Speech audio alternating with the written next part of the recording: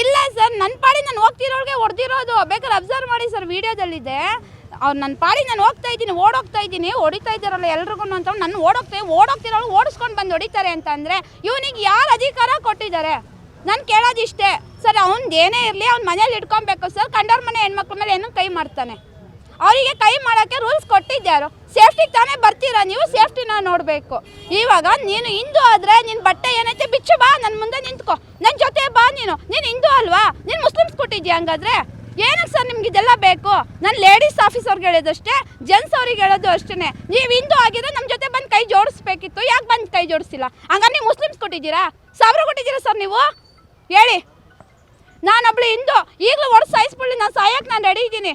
But ಹಿಂದೆಯಿಂದ ಬಂದು attack ಮಾಡ್ತಾರೆ ಅಂತ ಅಂದರೆ ಒಂದು ಹೆಣ್ಣಿಗೆ ಯಾವ ಥರ ಇದೆ? ನಮ್ಮ ಸರ್ಕಾರ ಎಲ್ಲೋಗಿದೆ ಸರ್? ಸಿದ್ದರಾಮಯ್ಯ ಅವ್ರಿಗೆ ಕೇಳೋದಿಷ್ಟೇ, ನಮಗೆ ಎಲ್ಲೂ ಕೂಡ ಸ್ವಾತಂತ್ರ್ಯ ಇಲ್ಲ ಹೆಣ್ಮಕ್ಳುಗಳಿಗೆ. ಇದೊಂದು ನಮಗೆ ಮಾಡ್ಕೊಡ್ಬೇಕಷ್ಟೇ. ಏನಿದೆ ನಾಳೆ ಬಂದು ಅವ್ರು ನನ್ನನ್ನು ಮೀಟ್ ಆಗಲೇಬೇಕು ಸರ್, ಅಷ್ಟೇ. ಮಾಡಿಸಿದ್ದೀನಿ ಸರ್, ನಾನು ಮಾಡಿಸಿದ್ದೀನಿ. ನಾಳೆ ಬಂದು ಇಲ್ಲೇನೂ ಆಗಲಿಲ್ಲ ಅಂದರೆ ನಾನು ದೂರು ಕೊಡೋಕೆ ರೆಡಿ ಆಗ್ತೀನಿ. ಕೊಡ್ತೀನಿ, ಖಂಡಿತ ಕೊಡ್ತೀನಿ.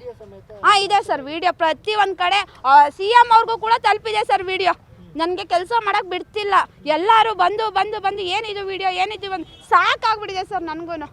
ಯಾವನ ಹತ್ರ ನಾವು ಹೊಡೆಸ್ಕೊಂಡು ಅವಮಾನ ಮಾಡಿಸ್ಕೊಳ್ಳೋಂಥದ್ದು ಏನೈತೆ ಸರ್ ನಮಗೆ? ನಾವು ದುಡ್ಕೊ ತಿಂತಾ ಇದ್ದೀವಿ, ಇವ್ರು ಭಿಕ್ಷೆ ಬಿಡ್ಕೊ ತಿಂತಿದ್ದಾರೆ ಅಷ್ಟೇ.